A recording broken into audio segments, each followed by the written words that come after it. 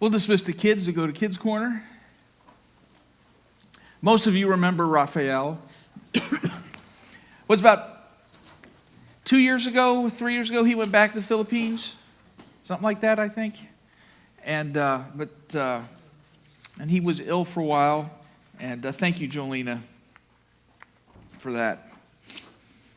We have one last sermon in this landscape series. And we're going to a place that we were planning on seeing last month in Israel, the Garden Tomb.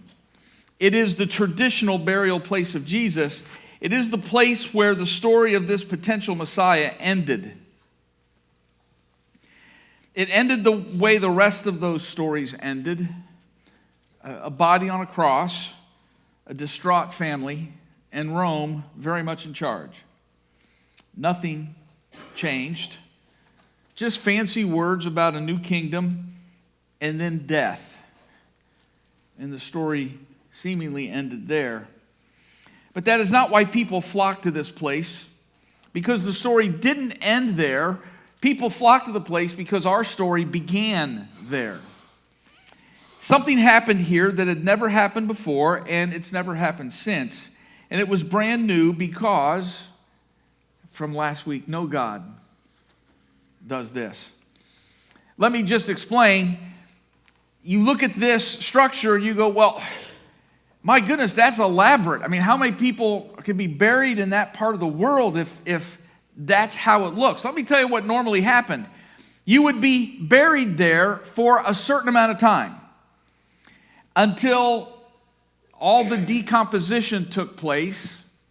And then they would come in and gather up your bones and place it in a box called an ossuary. And they would keep, that's where you would then stay, your bones. And then the next person would use the tomb upon death. That was the tradition.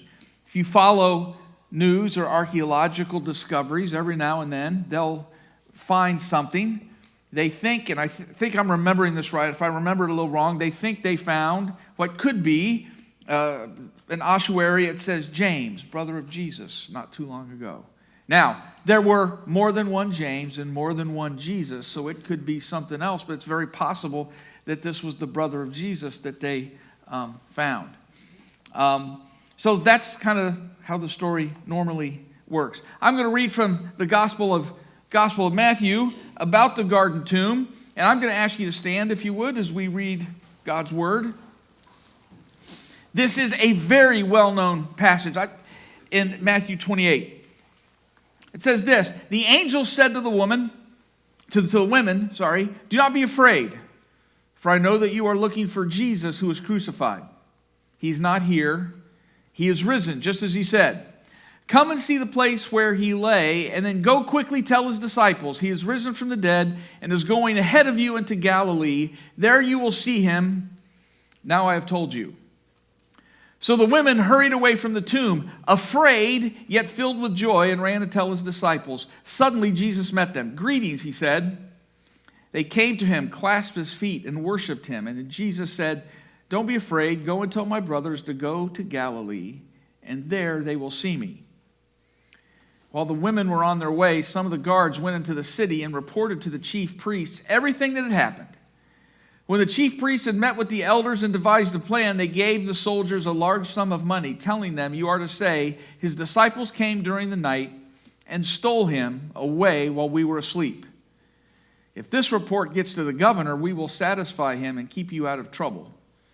So the soldiers took the money and did as they were instructed, and this story has been widely circulated among the Jews to this very day. You may be seated. By the way, some of these stories are still very prevalent today. There was an ancient debate for years about the resurrection. It was really a debate between the Sadducees and the Pharisees. You read about them in various parts of the New Testament.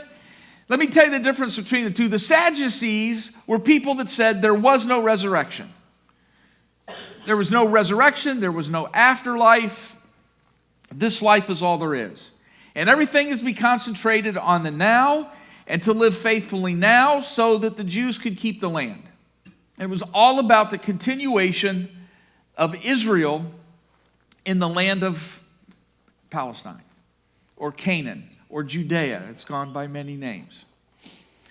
The Pharisees were on the different side. Now, we have such a bad attitude about the Pharisees, and it's wrong. The Pharisees weren't really bad guys. All our bad ideas about the Pharisees flow from one gospel, that's Matthew. You don't even find them in John. They're barely there in Luke. The Pharisees actually were people who were trying to help people.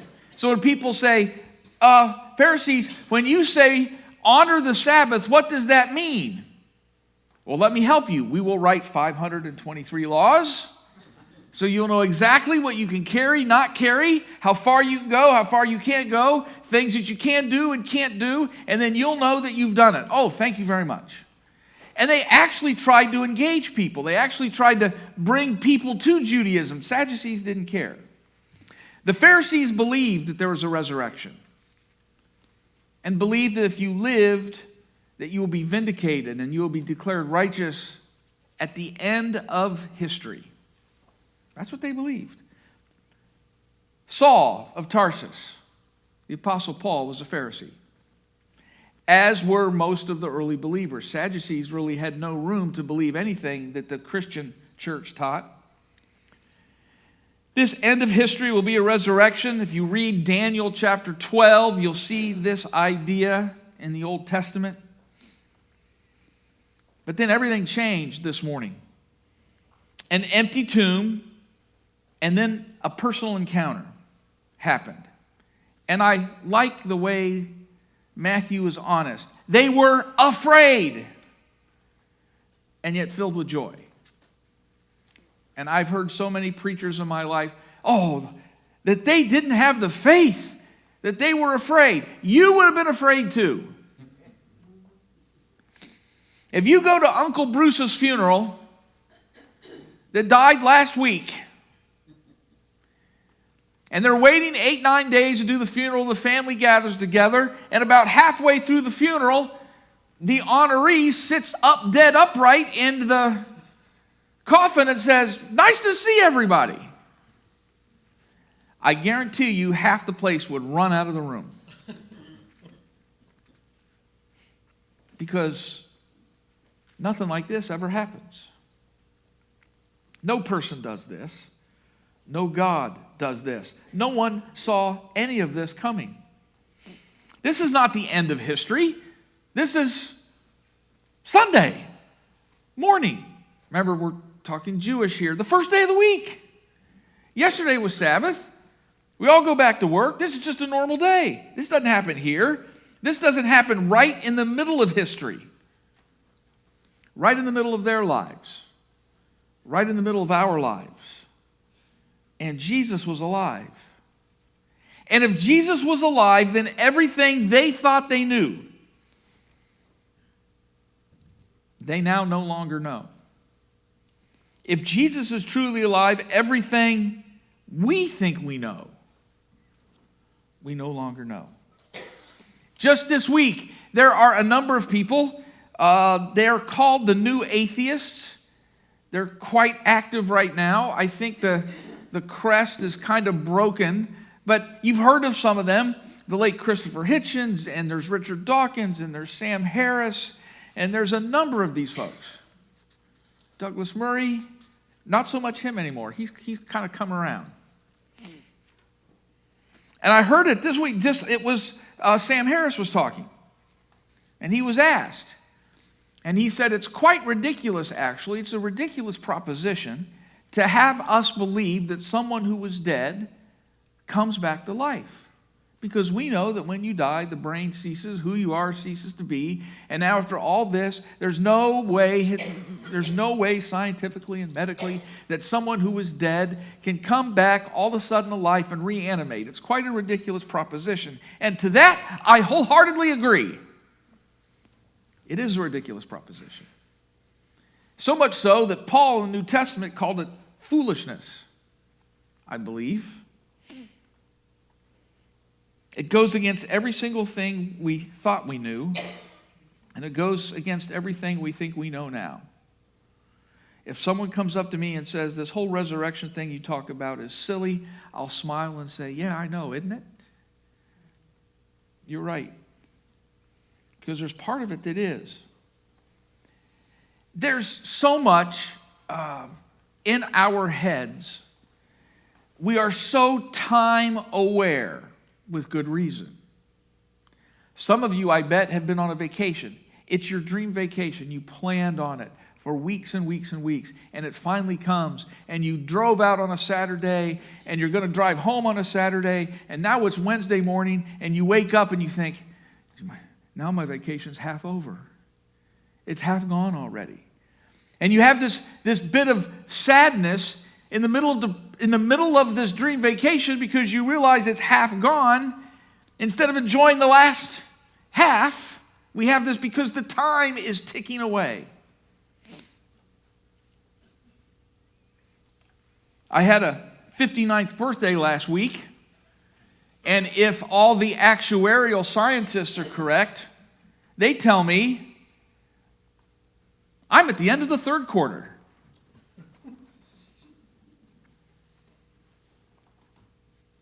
But I also know if you drive to Canton, Ohio, there's something called the Football Hall of Fame filled with busts of people in there who are in there for this reason. They finished the fourth quarter well. I have one more sentence. I just said this talk of resurrection is kind of silly and preposterous. I have one more question. What if it did happen? I think there's good reasons to say that it did happen. Oh, I even heard some of the people today saying, oh, this was a case where the believers took the body and hid it because they were trying to get Rome. Or how about this one? I bet some of you have heard this one. They were so traumatized that together they experienced a mass delusion. You've heard that one. Or they spread the story so that they could create this new religion that they could be in charge of and they could become famous and powerful. I've heard that one. These people have never read a history book, but I've heard that one. Let me just answer some of these. Here's the thing with Jesus' death. It was no quiet death. It was a public death. It was a public execution. It was a public burial. So much so they posted guards because they don't want these people coming anything that would keep this potential revolt thing going.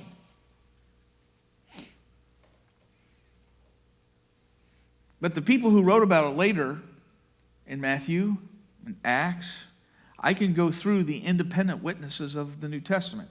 There's the person that wrote Mark. That's number one. Then there's the person that wrote Matthew, the person that wrote Luke, the person that wrote John, a guy named Josephus, a guy named Eusebius, a guy named Suetonius. There's something called Q. Those of you who know what Q is, there's Q. There's the unique Paul thread. I've just rattled off 8 independent witnesses that all said there was a resurrection. It was public. The people said, you know us. At one point they said, there's 500 of us that have seen him. You know who they are. You can go talk to them. It would have been hard for the Roman guards to create a different scenario or to go find the body. That never happened at the time. It would have quickly been quelled. It never was. Plus, no disciple thought they were starting a new religion. We can read the New Testament. They always thought themselves Jews. Plus, there was never any gain. In fact, there was martyrdom. They said, if you don't stop doing this, we're going to kill you. And they went, well, that's too bad because this is what we've seen and heard, and all we're doing is telling you what we have seen and heard. And they died martyrs' deaths. There was no gain for these. In fact, there was nothing in the Jewish teachings that said anything about a Messiah rising from the dead. This wasn't some story Oh, I know what we'll do. We have this whole Jewish thing about someone rising from the dead. We'll just put Jesus and attach him to this story. Nothing from the Jewish scriptures said that the Messiah was going to rise from the dead, because no God, no Messiah does this. There was no existing story. And in fact, they overturned the Roman Empire in the face of persecution and death, which is a great sign that this thing happened. The Messiah was going to come and defeat all the enemies of Israel. And so they were waiting for someone to come and defeat Rome, or defeat the New Babylon, defeat all the characters and all the tyrants that stand against them. And here at the end of this, guess what? Rome was still in charge. Not defeated. And by the way, people are still getting sick. Death is still around us. I don't know about you. In the first century, they looked. You had people trying to get rid of the disciples. Look, there are evil people who still abuse and cause pain. What happened to them? Guess what? We live in a world, evil people still abuse and cause pain.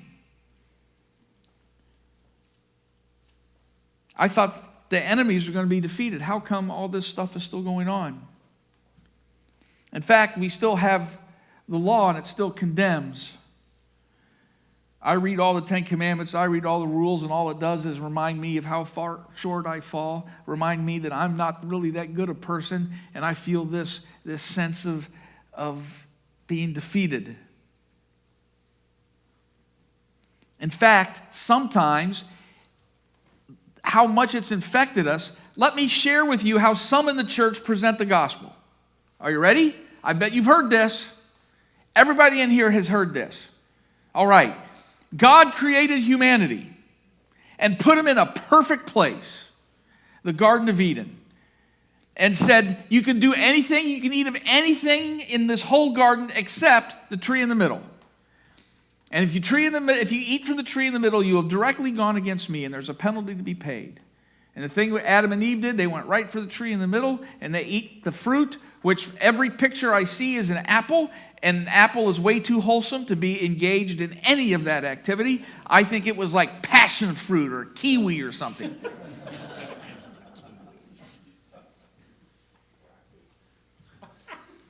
And because humanity sinned,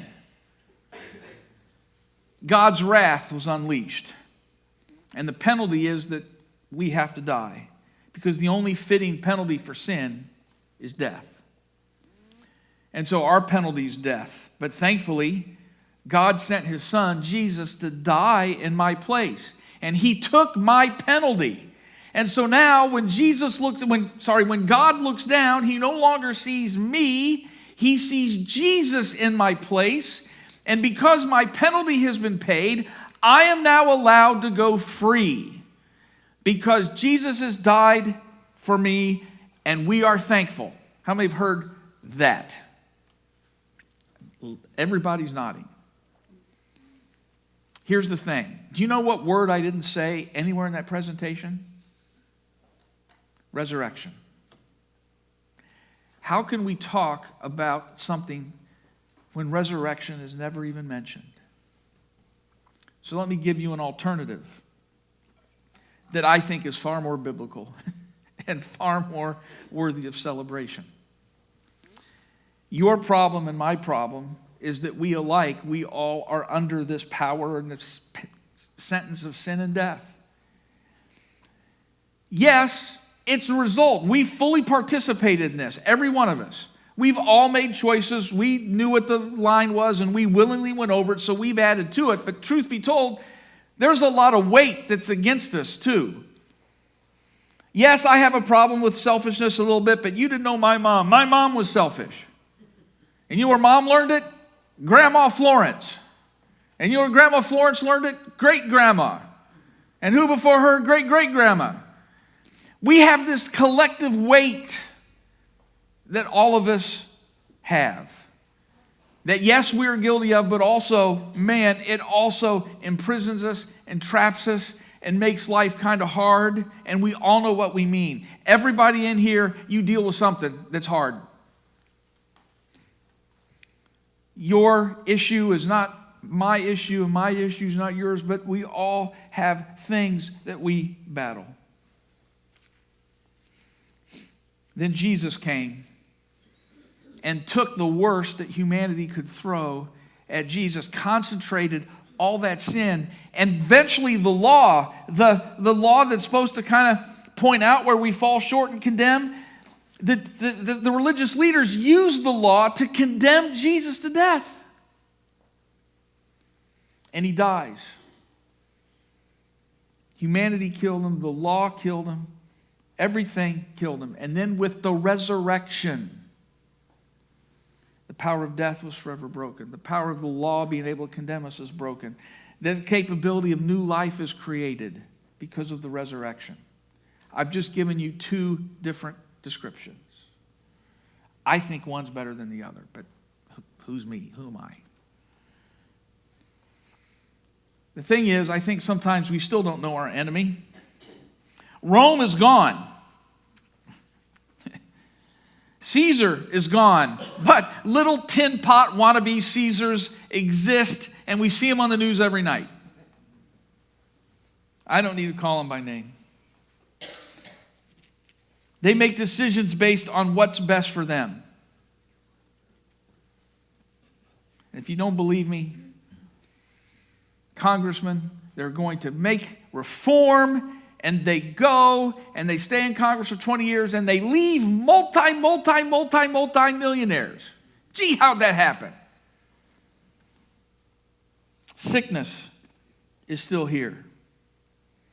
We live in a world where death is still a present reality, but somehow it's different. Maybe Rome is not the focus anymore because their ultimate penalty is not as ultimate as they think it is anymore.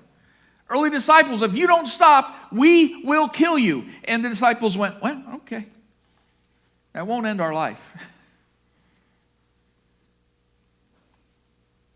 Sickness is still tragic, but death will never have the last word anymore. Sin is still around, but I don't have to say yes to it anymore. This is the message of Romans I mentioned in the prayer. Before Christ, we had no choice but to sin. Now we are able not to. With the Spirit, we are able to say no to things that degrade and diminish, and yes to God. But we're also still able to say no to God and yes to the things that degrade and diminish. Our problem is we find it too easy to say yes to the latter and not near easy enough to say yes to the former, which is why the Holy Spirit's presence is so vitally important in our life. The law is still here, but its condemnation will not be my reality. Because you should be seen in God's light, not law's light anymore. Everything really has changed. It really is different in ways that we don't fully appreciate. We still rail against things because we think that there should never be a problem, there should never be any unjust rulers, there should never be any sickness, there should never be any death and all those things. And guess what? We still live in a world where those things are around, but they don't have the power that they used to. And they're not going to write the final chapter anymore. And for that, we have everything to be thankful for. And in light of that, if you read Romans chapter 8, there's your homework. Read Romans chapter 8. Therefore, we no longer have an obligation to the sinful nature and to live according to it. Our obligation is to the Spirit that gives life and gives us meaning and gives fresh wind at our back and make our daily decisions and conversations and life based on that. And that all started at a garden tomb when everybody else thought the story was done. But then the resurrection happened, and no Messiah, no God does this, but they did.